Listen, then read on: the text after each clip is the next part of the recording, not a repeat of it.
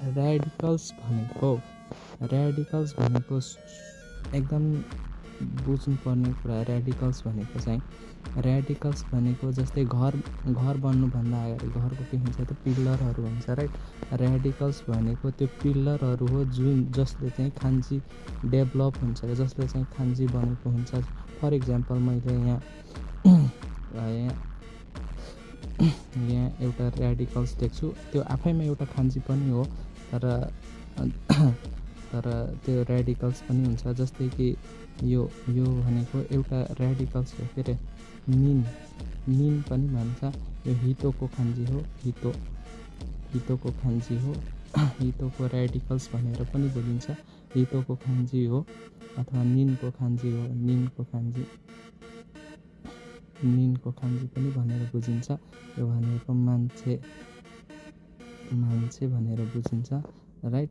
तर यही खान्जी अरूसँग आयो भने, जस्तै कि यहाँ यस्तो ट्री, यो भनेको चाहिँ यासुमी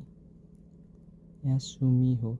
यो खान्जीले के आउँछ? यासुमी भनेको रेस्ट गर्नु। यासुमिमास भनेको रेस्ट गर्नु। यासुमी भनेको, सो यो खान्जी चाहिँ यो हो हितोको। यसलाई चाहिँ के भन्नु त? ऱ्याडिकल्स। अनि यो आफैमा एउटा खान्जी हो। यो के को खान्जी हो त? की भनेको ट्री, यो भनेको की को खान्जी हो। यो भनेको की भनेको चाहिँ ट्री। सो ट्रीसँग मान्छे छ अनि यहाँ रुख छ। सो यो मान्छे प्लस रुख भएर के भयो त? यो यासुमी भयो। यो मान्छेका गरेर कस्तो छ? रुख।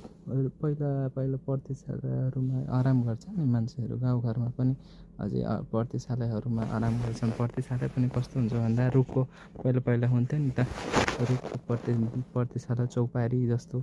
अनि त्यहाँ मान्छेहरू आराम गर्थ्यो नि त।